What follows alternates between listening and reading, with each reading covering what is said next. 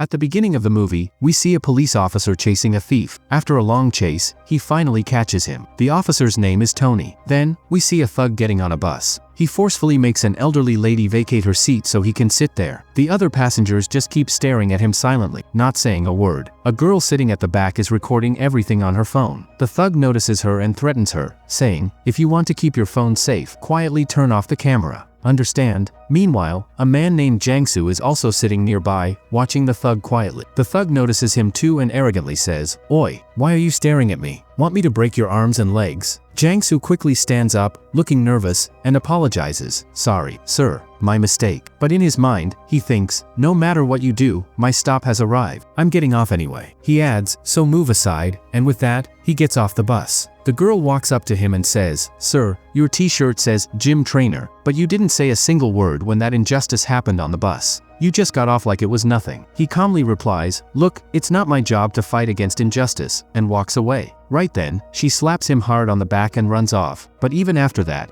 Jang-su doesn't react at all. In the next scene, we see Jang-su in his gym, teaching martial arts to a group of young kids. Suddenly, he gets a phone call from a doctor. The doctor tells him that a donor has been found. Hearing this, Jang-su is overjoyed. He shouts with happiness. He's been trying to find a donor for his daughter's heart transplant, and now, finally, they found one. But the doctor also says, "The donor's available, but you'll need to arrange the money right away." Jang-su says, "You know what? You're like a god to me. Just get ready for the surgery. I'll sell the gym and bring all the money back." Meanwhile, Tony goes to see his girlfriend Tina, who sells fish at the market. She tells him she'll only come with him after she's sold all her fish. So Tony quietly steps outside, finds a woman nearby, gives her some money, and says, "Please, do me a favor. Buy all the fish from that girl for me." The woman does exactly that. And once the fish are all gone, Tina happily leaves with Tony. And the funny part? This happens every single day. Right now, Jang-su is taking a bath. Meanwhile, his little daughter Olivia is in the room, holding a stuffed toy and pretending to fight with it. She clearly loves rough play. But Jang-su has strictly told her not to jump around, because she has a weak heart. When Jang-su comes out of the bathroom, Olivia suddenly stands still, acting all innocent. He asks, "What are you doing?" And she replies, "Nothing. I've been standing here quietly for a long time." But Jang-su quickly figures out what she was really doing. He scolds her, saying, "How many times have I told you not to play like this? Your heart is weak." Olivia gets sad. Then Jang-su gently explains, "Once your surgery is done, you'll be totally fine. After that, you can play as much as you want." Hearing this, Olivia finally smiles again. Next, Jang-su helps her get ready for school. A few years ago, his wife passed away, so he's been raising Olivia all by himself since then. When they reach school, Olivia suddenly starts to run, but Jang-su quickly stops her and tells her to walk slowly. Olivia listens and begins walking carefully. Meanwhile, at a police station, a man storms in and starts yelling at an officer named Tony. He shouts, "It's been days since I filed the complaint, but you still haven't found my dog." But Tony stays calm and replies, "Sir, please give us a little more time. We'll definitely find your dog." That night, Tony goes out himself to search for the dog. While looking around, he reaches near the harbor, and there, he spots something shocking. A group of men are kidnapping young girls and taking them somewhere. Tony follows their car all the way to a tunnel, only to find Jang-su already standing there. Tony says he needs to check the car, but Jang-su stops him and says, "Look, I'm just a gym trainer. I'm not who you think I am." And with that, he gets in the car and drives off. The next day, Jang-su drops Olivia off at school. But Tony notices something strange. Olivia doesn't go inside the school. Instead, she walks into a nearby building. Still, Tony decides to ignore it for now because he needs to follow Jang-su. That's more important right now. He keeps following the car until it stops right in front of a gym. Tony quickly snaps a photo of it. But before he can leave, Jang-su spots him and walks over, clearly annoyed. He asks, "What are you doing near my car?" Tony doesn't say a word and just walks away. Later, while shopping at the supermarket, Tony spots a few men walking past. He recognizes them. They're from the same club, the same gang that picked up those girls last night. Tony was out and thinking about following their car, but by the time he decided, it had already passed. Later that same night, Tony goes out drinking with his friends. While walking, he accidentally drops some apples from his hand. Around the same time, Jang-su walks down the same path with his daughter. But Jang-su doesn't help pick up the apples. Tony points this out to his friend Michael and says, "Look how far this guy has gone, all the way to Katak. I think he's involved in something shady. I keep seeing his car around." Michael, who's a police officer himself, replies, "I know him. He's a decent guy, really saintly. He runs a gym and never gets involved in anyone else's business." That night, Tony goes to the same supermarket supermarket and waits there, hoping to catch that gang. Just then, Jang-su shows up outside the club, talking on the phone. Tony quietly starts following him, but suddenly, he hears a girl scream. Then Tony leaves Jang-su behind and follows the voice. As he gets closer, he sees a few guys from the club beating up a girl. While they're attacking her, the girl quickly throws her phone into the bushes. Tony sees everything, but he can't step in. There are too many of them. The gang keeps torturing the girl, demanding to know where her phone is. That's when Tony realizes the phone must have something important on it. Quietly, he sneaks over and picks it up without anyone noticing. Later, Tony and Michael connect the phone to a computer and check it. What they discover shocks them. The gang has kidnapped several girls, and this one had secretly recorded a video of them. That's why they were after her. Just then, Tony gets a phone call. Tony had been planning to buy a house, and today, he's finally getting the keys. He's excited and heads out to pick them up. But just then, Michael calls him and asks him to come to a nearby parking lot. Apparently, they found some important evidence there. So Tony changes his plan for a bit and goes to check it out. Meanwhile, we see Jang-su buying a toy for his daughter. But when he returns, his car is gone. Instead, there's a notice stuck where the car was parked. It says that his car has been towed and he needs to go to the police station to collect it. Jang-su is furious. He knows he parked legally. Then he suddenly spots Tony nearby, and he starts thinking, why does this guy keep messing with my car? What's his deal? Without saying a word, Jang-su charges after him. Tony reaches the parking lot, just like his friend Michael had told him. But when he gets there, Michael is nowhere to be seen. Instead, a gang shows up. They beat Tony and demand to know where the memory card is. Somehow, Tony manages to escape, but as he's running, he gets hit by a car. Then Michael arrives, but shockingly, he's working with the gang. He angrily scolds them, saying, I only told you to get the memory card from him. Why did you try to kill him now? Right then, Jang-su shows up too. But the gang tries to attack Jang-su as well, and then they run away. An ambulance arrives, and both Tony and Jang-su are rushed to the hospital. Poor Tony falls into a coma. But here's the shocking part. Tony's soul leaves his body. His soul is extremely worried, thinking, what's going to happen to me now? Will I survive or not? He appears in front of people and asks, can you see me? The next morning, Jang-su regains consciousness and tries to sit up. The nurse quickly steps in and says, hey, take it slow. You've got a serious head injury. He wants to meet his daughter, but then finds out that she was sitting with her father all night. Jang-su tells her, you shouldn't stay up all night, sweetheart. Let me do one thing. I'll send you to my friend's place. He'll take good care of you. As Jang-su steps out of the room, he suddenly bumps into someone. It's Tony's spirit. Without realizing at first, Jang-su says, watch where you're going. And that's the moment we find out, Jang-su can actually see Tony's ghost. Tony is stunned. He walks right up to Jang-su and asks, wait, you can see me? But Jang-su gets irritated. What kind of question is that? He snaps. Don't ever come in front of me again. He tries to push Tony out of the way, but his hand goes straight through Tony's body, and the second he realizes what just happened, he faints on the spot. When Jang-su regains consciousness, Tony's spirit is standing right next to him.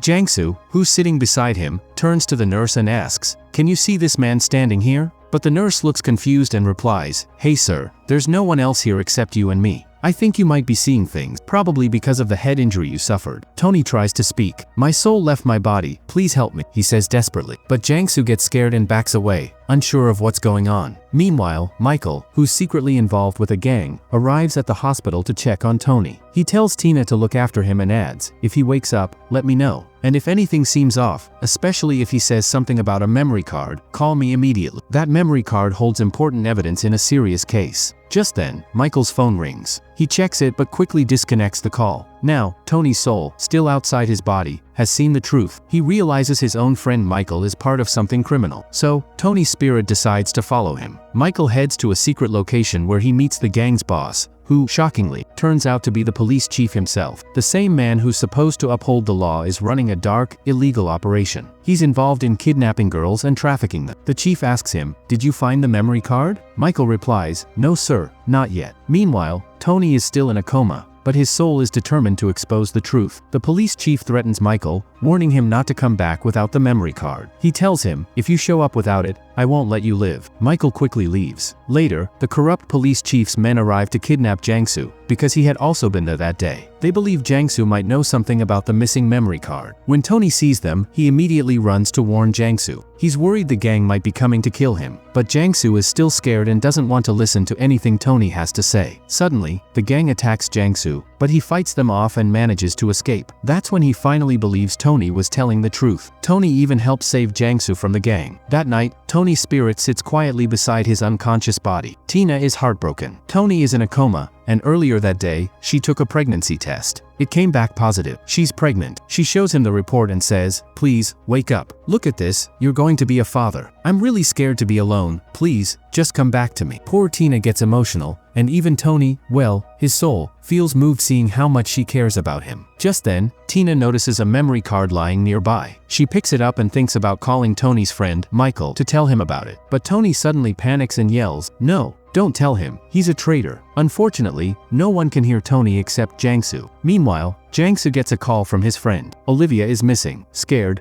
Jang-su rushes out to search for her. But Tony appears again, pleading, "Please, tell my girlfriend not to tell Michael about the memory card." But Jang-su is deeply worried about his daughter, and right now, he's in no condition to help Tony. He searches everywhere for Olivia, but she's nowhere to be found. That's when Tony says, "I saw your daughter heading toward a building near the school. She didn't actually go inside the school." When they rush over to that building, they find Olivia lying there, unconscious. Turns out, she had been drawing something, and it looks like she suddenly felt pain in her chest and passed out. Jang-su immediately rushes her to the hospital. The doctors tell him that if they don't operate right away, it'll be really hard to save Olivia. Poor Jang-su is completely shattered. He feels helpless, like there's nothing he can do for his daughter. And just then, Tony's spirit appears and quietly sits beside him. That's when we get a flashback from Jang-su's past. Actually, the Jang-su we've seen so far never helped anyone, but there's a reason for that, which we learn in a flashback. One day, Jang-su was traveling with his family early in the morning, before the sun had even risen. While driving, he noticed a car overturned on the side of the road. Without thinking twice, he stopped his car and ran over to help. He managed to pull one man out safely, but he thought there might be someone else still trapped inside. Just as he was trying to rescue the second person, a truck came speeding from the opposite direction and crashed straight into Jang-su's parked car. In that terrible accident, Jang-su's wife lost her life, and his daughter Olivia suffered a serious heart injury. Back in the present, Jang-su says, "If I hadn't stopped to help that man that day, my wife would still be alive, and my daughter wouldn't be in this condition." Since then, he's completely stopped getting involved in anything, even if someone needs help. At that moment, Tina hands the memory card to Michael. Michael is heartbroken that Tony is in a coma. Deep down, he's also furious at the police chief and his men. They left Tony barely alive, just for the sake of a memory card. Suddenly, Tony throws a punch at Michael, but instead of hitting him, his fist flies past and slams into a nearby dustbin, making it shake. Tony, who hadn't been able to touch anything until now, is shocked. He actually moved it. And because he used all his strength, something strange starts happening in his body. His heartbeat begins to change. Meanwhile, the doctor tells Tina that Tony's condition is getting worse by the day. Tina is devastated. Just the thought of losing Tony breaks her. She starts remembering all the beautiful moments they had together. At the same time, Tony follows her, but out of nowhere, a gang appears, grabs Tina, and shoves her into a car. Poor Tony feels completely helpless. At the same time, Jang-su is stressed out because he still hasn't managed to gather the money needed for his daughter Olivia's surgery. And to make things even worse, the donor heart has now been given to someone else. Meanwhile, Tony is desperately trying to save Tina. He asks Jang-su for help, but Jang-su just stays silent. Tony, disappointed, starts to walk away, but then Jang-su stops him and agrees to help. Tony had memorized the number of the vehicle involved, and using that, he was able to trace its location. They soon discover that Tina has been tied up by none other than the police chief. Turns out, Michael, who blames the police chief for everything that happened to Tony, had flat out refused to give the memory card back. So the police chief's men kidnapped Tina to pressure Michael into handing it over. Now, Jang-su, his friend, and Tony all rush to the harbor together. They press a lever to open the way, but suddenly, snow starts falling from above. Looks like they pulled the wrong one. Tony heads inside and finds Tina. In one of the rooms, he also sees a group of girls who were kidnapped by the police chief. He quickly tells Jang-su, and then fights off the police chief's men to rescue the girls.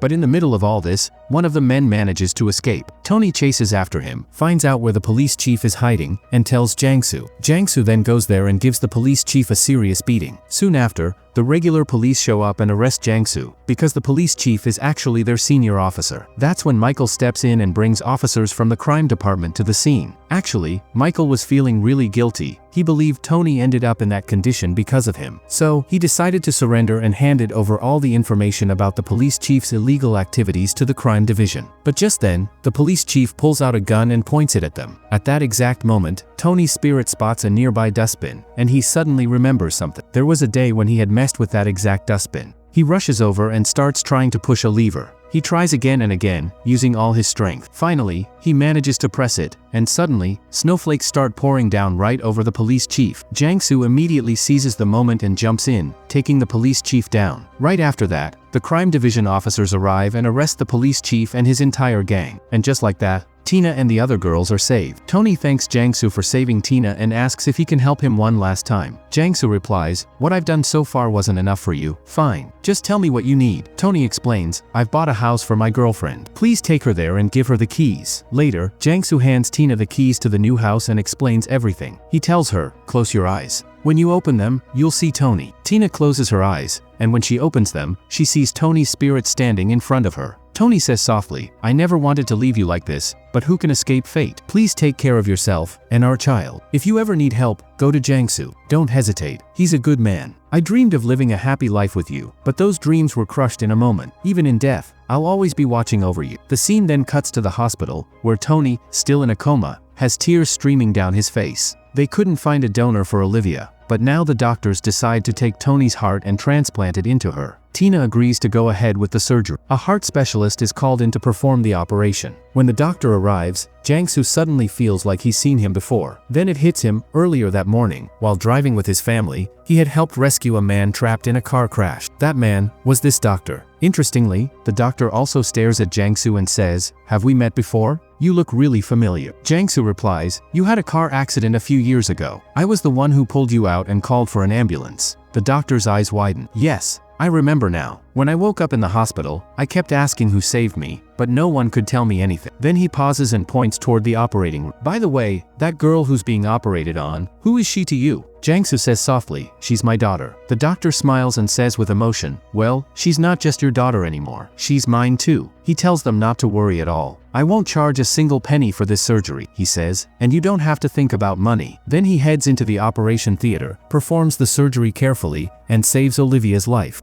For years, Jang-su had been blaming himself for what happened that day, thinking that if he had just minded his own business, maybe his wife would still be alive. But now, he finally realizes something. The same man he had stepped in to help that day is the one who just saved his daughter's life. A few days pass. One day, Jang-su is riding the bus when he sees the same thug harassing another elderly man. This time, Jang-su gets up from his seat, but the thug just laughs and says, "What's the matter? Is this your stop? Then get off." Jang-su calmly replies, "Yes, this is my stop, but it's your stop too." And with that, he beats the thug and throws him off the bus. All the passengers cheer for him. The man who once hesitated to help anyone, now tries his best to help everyone. Tina, who's now pregnant, comes to visit Tony's gym. When she arrives, Olivia runs up to her, gives her a big hug, and excitedly shows her a drawing she made. It's of Tony, Tina, and their little baby together like a happy family. Then something emotional happens. Tina leans in and listens to Olivia's heartbeat, and realizes it's actually Tony's heart beating inside her. That moment gives her strength. It feels like Tony is still right there with her. The scene cuts to the sky, where Tony's soul is looking down at them, smiling peacefully. He's happy knowing his loved ones are okay, and that's where the story ends. If you had fun watching, smash that like button, hit subscribe, and drop your thoughts in the comments. I'd love to hear from you.